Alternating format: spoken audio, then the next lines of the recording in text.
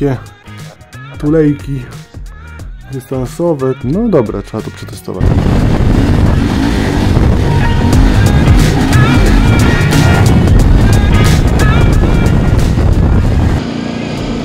Szybki komentarz do tych modyfikacji, bo zaraz przyjdzie burza i będzie tyle z nagrywania. O, jak ładnie się tam błyska, nie wiem czy było widać. Dobra, po kolei o tych modyfikacjach. Jeżeli chodzi o siedzenie, siedzenie jest naprawdę całkiem fajne, wygodne, jakością nie odstaje od tego fabrycznego. Jest ono podwyższone o 3 cm. W moim przypadku znacząco poprawia komfort, ponieważ no, siedzę wyżej, kolana są mniej ugięte i nawet łatwiej jest mi wstać na tym motocyklu, żeby tutaj kierować, prawda? To tyle o siedzeniu. Kolejne akcesorium. Ten amortyzator skrętu. To jest coś, co powinno być w tym motocyklu od samego początku.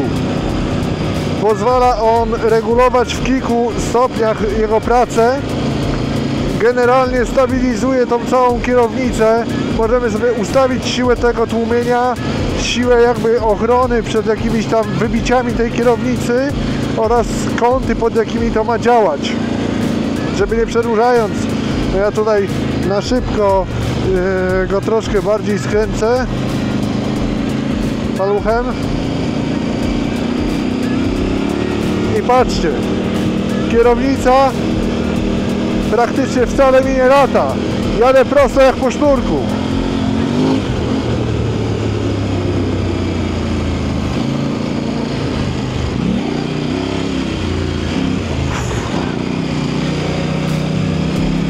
Zapominam, że jest mokra trawa, bo dzisiaj już tu przepadało. Wcześniej była ostra ulewa. Ja troszkę odblokuję tą kierownicę, bo aż ją za mocno skręciłem. Natomiast to jest bardzo fajnie.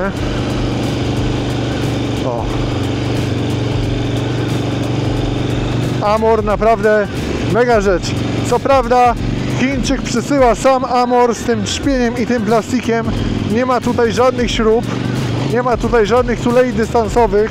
Ja tutaj musiałem to troszkę przerobić, po prostu dorobić 2 tuleje dystansowe. Akurat miałem kawałek mosiężnego pręta.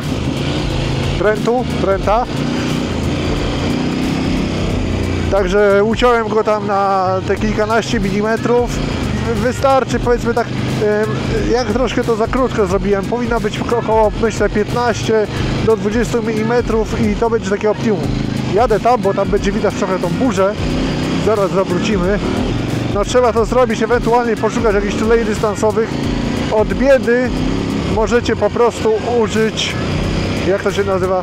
Od biedy po prostu możecie użyć podkładek dystansowych.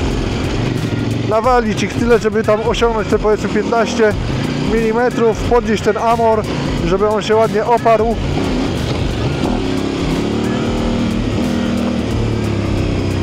O, zaraz będzie widać ładne błyskawice tutaj. Pojadę wolniej. O. Teraz nas właśnie będzie widać piorunów pewnie. O, ale generalnie, no tak jak teraz jadę, wspominamy już o trzeciej rzeczy, czyli ten zmodyfikowany sterownik, ten komputer. Na tej mapie zmodyfikowanej nie ma tego zjawiska falowania przy tych 3-4 tysiącach obrotów. Mogę jechać na zbyt wysokim biegu i ta kultura pracy jest zupełnie inna. Nic się tutaj nie dzieje, że on mi szarpie albo wchodzi w jakiś dziwny rezonans. I to jest naprawdę moim zdaniem na duży plus. Dobra, tu sobie nawrócimy. Pyk.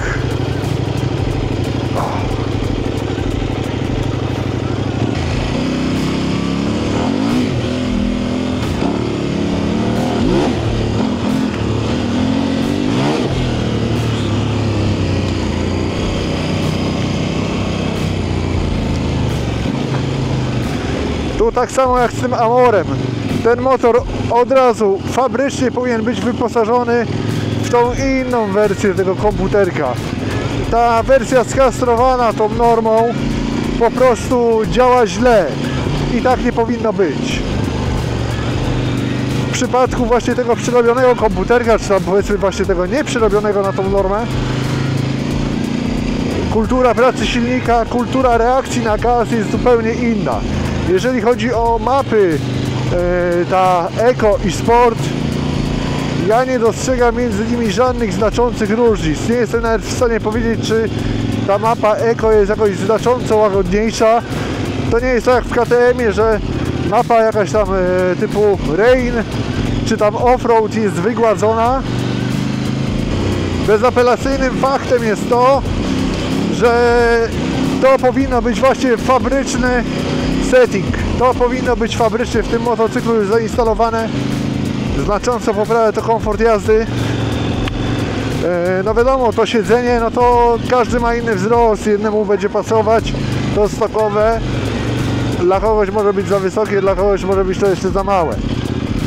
To już są jakieś indywidualne preferencje każdego użytkownika, aczkolwiek moim zdaniem w motocyklach powinno być coś jak w rowerach, czyli że kupując ten motor, kupujesz go już w rozmiarze jakby dla siebie. Nie mówię tutaj o rozmiarze ramy, bo to by koszty produkcyjne wzrosły strasznie, ale właśnie, że w momencie, kiedy odbierasz ten motor z serwisu, przepraszam, że w momencie, kiedy odbierasz ten motor z ASO,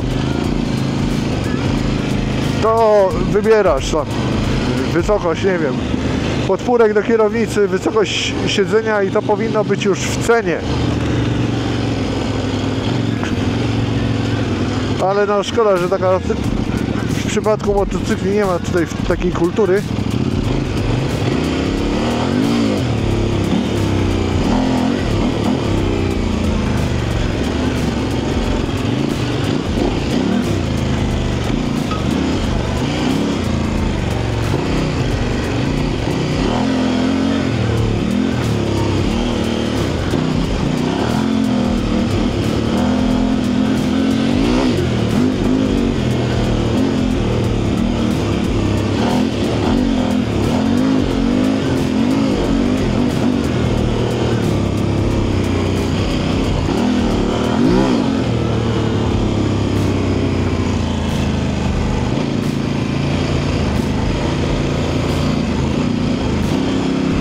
Także podsumowując te 3 modyfikacje, siedzenie, komputerek i stabilizator jak najbardziej na plus, amor skrętu, naprawdę bardzo fajna rzecz, naprawdę bardzo potrzebna rzecz w tym motocyklu, gdzie mamy niską masę, dużą moc.